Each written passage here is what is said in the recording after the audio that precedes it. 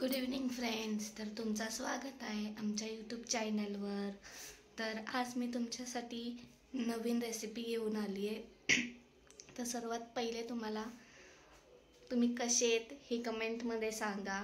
आणि सॉरी, खूप दिवसानंतर व्लॉग येतो आहे, कारण की मला पण बरं नव्हतं वाटत, तर मी व्लॉगच नाही काढलेला म्हणून. तर त्यासाठी सॉरी.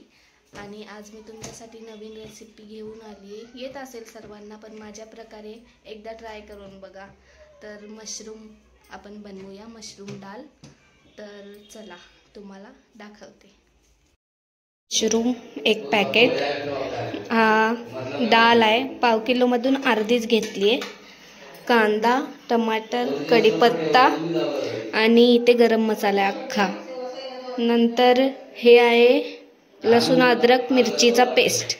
इथे आपण कढई गरम करत ठेवलेली आहे. आता याच्यात आपल्याला गरम मसाला टाकायचा आहे, अख्खा टाकाय अख्खा. हे आता झालंय. आता याच्यात आपण टाकूया कढीपत्ता.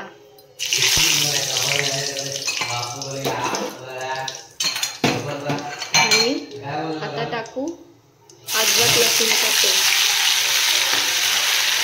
टाकलेला आहे. कांदा लाल करून घेऊया, मग टमाटर टाकूया. झालेला आहे. आता आपण टाकू टमाटर आणि टमाटरला थोडा लाल करू, विरघळून घेऊ.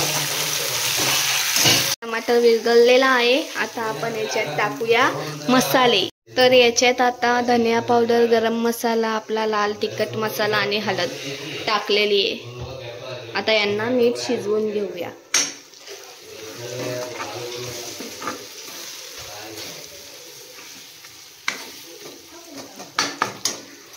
आपला शिजलेला आहे. आता याच्यात आपल्याला ही चण्याची डाळ टाकायची, जी मी धुवून पाण्यात फुगत ठेवलेली. आता चण्याची डाळ आपण मिक्स करून घेतलेली आहे. आता मशरूम टाकूया आणि मशरूमला पण नीट मिक्स करून घेऊ. मशरूम मिक्स करून घेतलंय. आता थोडा वेळ शिजत ठेवूया ढाकण देऊन.